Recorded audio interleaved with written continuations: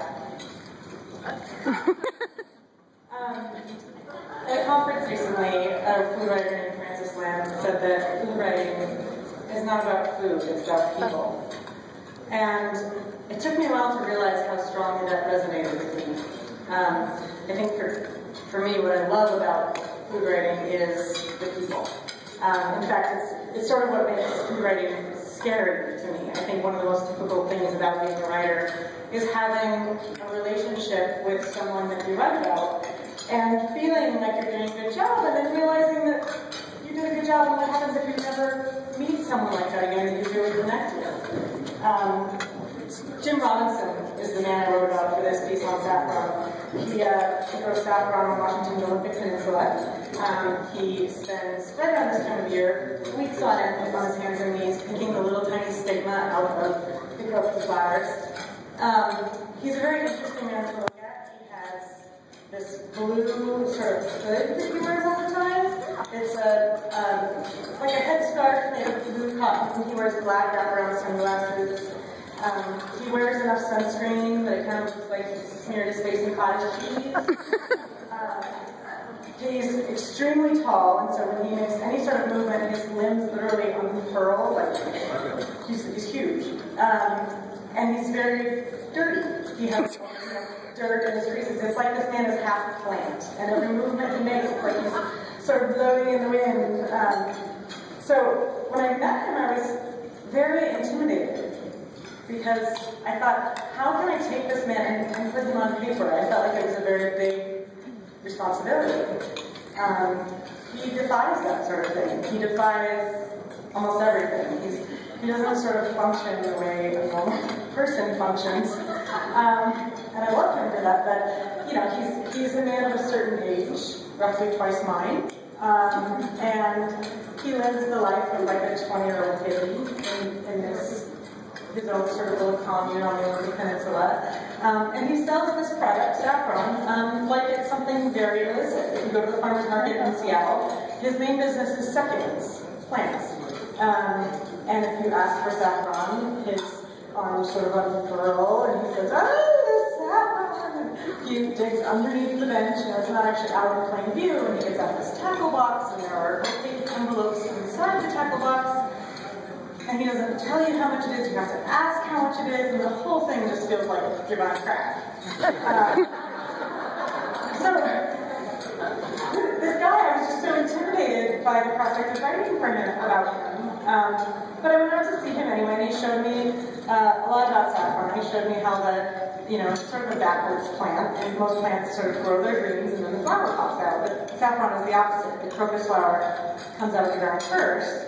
And then when it's all done, then the greens come out. So it's a little bit interesting that way. And he took me into this little drying kitchen, which is sort of technologically non-existent. I mean, it's just like sort of an apartment kitchen, and all he does with these saffron stigmas is dries them on paper towels. There's nothing that special about that. It's just all about the hard work. And he made me sort of remove this blue hood that he wears. He took out the sunglasses, and of course there were like these little circles where it was like his regular skin surrounded by sky sheets. And he went to take off this hood, and I sort of like jumped like he was actually undressing or something. And he went into this sort of spiel and said, "I'm sorry, Mr. Tennessee has this English accent that's fantastic. It makes everything more real. I'm so sorry for the drama, but I have lupus, and I wear this hood and these glasses to keep the sun at bay, because I'm very sun sensitive."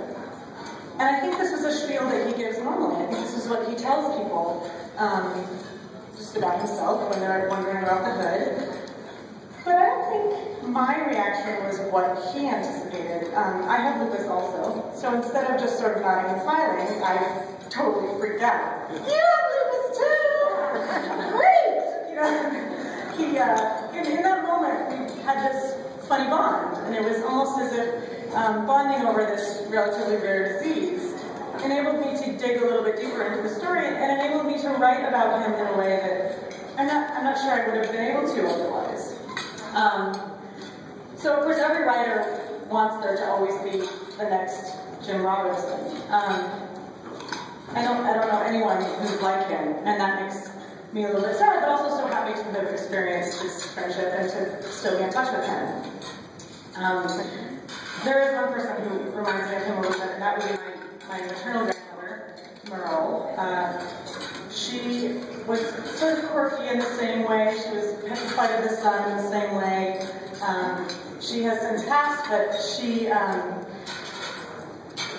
was a little different than Jim, that she loved to cook. And before she passed away, she gave me a few things. She gave me $5,000.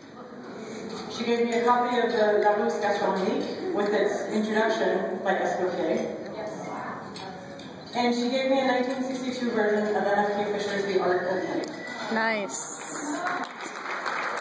So, I'm of course thrilled with the award, but I want to thank Madame for reconnecting me with her memory in a way that you never could have anticipated.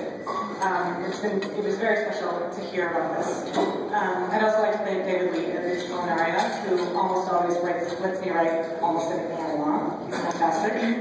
Renee Stetler, who makes me a better writer every time she has my things.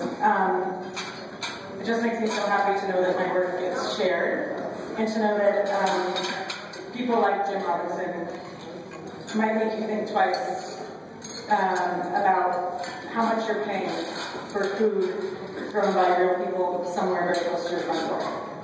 So thank you so much.